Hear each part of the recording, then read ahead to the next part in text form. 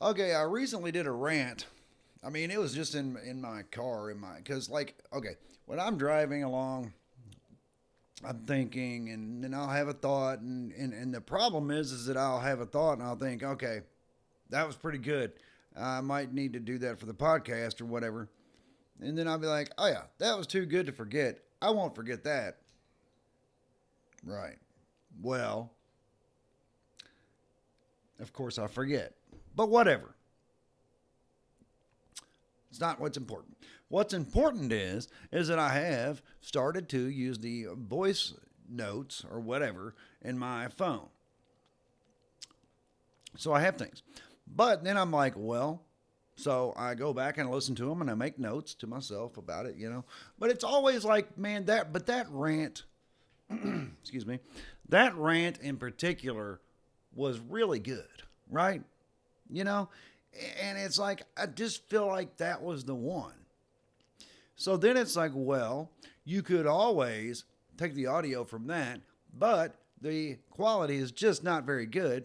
It's like, well, yeah, but the quality of the content is what matters, correct? Unfortunately, in a lot of cases, that's not always true. Because a lot of people say on YouTube or just, oh shit, or just in podcasts in general, even just audio podcasts, which is what I do mostly. I'm going to start doing more video, but, whatever. That's not the point here. Um, you got everything has to look good and be of good quality. And I'm not saying that I don't want, jeez, I'm not saying that I don't want things to be good quality. Of course I do. I've got a really good mic here. I mean, I'm doing that. But anyway, that was just a thought. But I had a really good rant in my car the other day because where I have been reading, oh shit, where I've been reading the Kaibalion and very slowly, um, well, reading and rereading and all that good stuff. It's the type of book where you don't just breeze through it. You know, it's and in fact, it's the type of book. It's almost like they say when the student is ready, the teacher will appear or whatever. It's that kind of thing. When you're ready for it, it'll find its way into your life. Anyway, and this may be this right here may be your clue to go ahead and take the plunge and spend like $8 on Amazon and buy it. Whatever. That's fine. So anyway, I did a rant about vibration and how what I mean if we're as spiritual beings, people who are seekers, I think we're past a point where whether or not we're debating on whether or not everything is vibration. You know, if you're listening to me, there's a pretty good chance you're already on board with that. So I'm not going to sit here and try to convince you of that. I'm just going to go ahead and get on into it. Everything is vibration. In the Kabbalion, it says, nothing rests, everything moves, everything vibrates. And then it goes into a really good description of how something can appear to be at rest. Like it uses the example of a top or a wheel. And then it begins to spin, and as it spins, it becomes a blur. And, as it goes even more, at some point, it appears to be at rest, right? At some point, something spinning so rapidly or vibrating so rapidly, it's kind of like it's a blur. I mean, we see things that are going so, wow, it's going so fast, so it's a blur, right? And then it gets beyond that where it appears to be at rest. Anyway, so it goes through the whole phases of that. All right, so you're with me. So everything vibrates. We have a vibration, and there are billions upon billions of degrees of vibration. And that determines what something is. If it's a gas or if it's a solid, if it's plastic or if it's metal or, whatever. And then a structure might be made up of a lot of different components, all of which have their own vibration. And the structure itself has its own vibration, which is then, I guess, a combination of all of those vibrations. Hence, your vibration. Now, like for example, if you walk into a room and everyone in that room is just in a crappy mood, right? You can feel the energy in that room. You can tell, oh God, if you're in a pretty good mood and you walk into a room full of people and you can just tell that the mood in the room is just crappy, right? I'm trying to keep it PG here. The mood is just, right? And then if you hang around long enough, it's got that in that vibration in that room is going to influence your vibration and bring you down. Correct? I mean, it's happened to everybody. Or it can be in just a single person. There can be one person that we were kind of refer to them as energy suckers or energy vampires or whatever. It's the type of person that you could be okay around, and then or you can be okay, and then you get around this person for say an hour, and you're like, good God, I just need a nap. I mean, that person just wears me out. They're so low vibrational, they're so low energy that their field influences your field in a way that it's like it just sucks it right out of you. And really, I guess, your field may influence theirs, but theirs is so bad that you may have raised theirs up and they brought yours down, but they're so far down that it doesn't even matter. I mean, we're talking about you, not who you're, the other person. So anywho, yeah. And then there are ways to influence your field. Now, since I have been with the lovely Kitty, she's very much into crystals and things like that. Now, I do believe that everything vibrates. And I do know that some things are more high vibrational than others.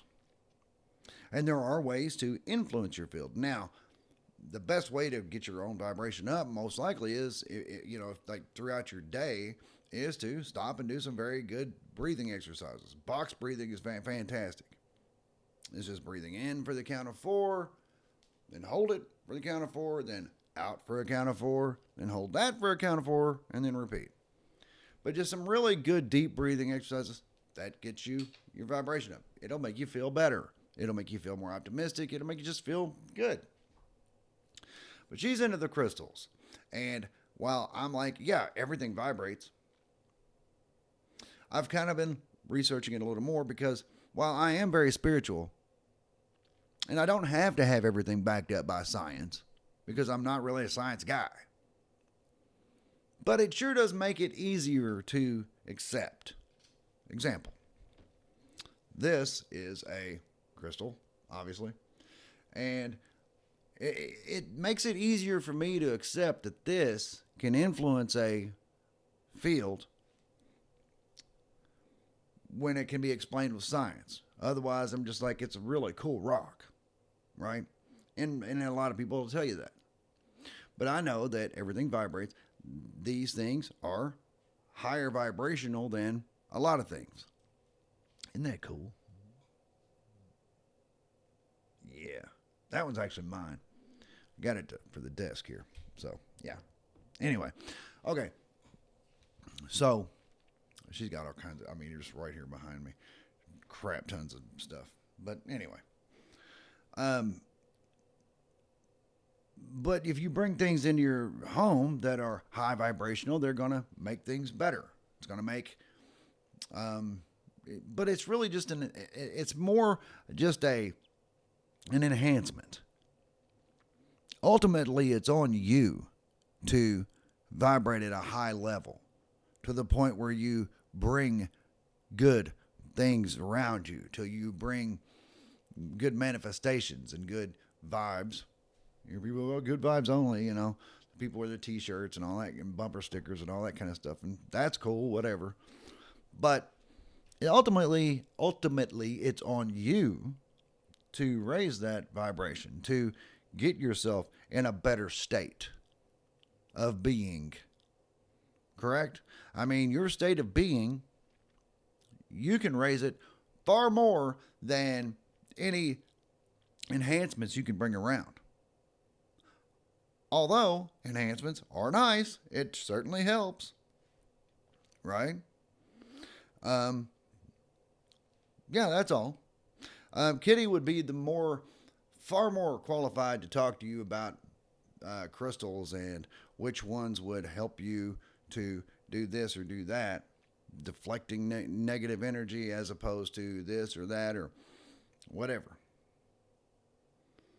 She's all into the feng shui and all that kind of stuff, and that's pretty cool stuff, really. For example, and some people may think I'm crazy, but I used to suffer from sleep paralysis a lot. I mean, a lot. And yes, I would be awake and be fully paralyzed. And yes, it's pretty scary. I'm not going to get into a whole lot of detail about that. But basically, I was told that if you take something that is magnetic, like iron or whatever, and basically put it around your sleep area, it will keep things away from you that cause things like that to happen to you. Okay. So I got, what was it? Hematite, and put it in the four corners of my bedroom. And then after that, I think I had 2 more episodes of sleep paralysis. It was amazing. I mean, the amount of times, like in the amount of time that I had those 2 episodes, I probably would have had 20. It didn't happen every single night, but often enough where I was looking into doing something to maybe, I went and looked into that. In the hematite. And then, okay, here's the other thing. Maybe it's placebo effect. All right, I'll give you that. Fine. Maybe I was convinced in my subconscious that hematite placed at the 4 corners of my bedroom would make it so that whatever induces sleep paralysis could not get to you. All right. Maybe I was convinced of that. So therefore, placebo effect. So freaking what? Who cares if it's placebo or if it really is a vibratory field around you that wards off evil freaking spirits?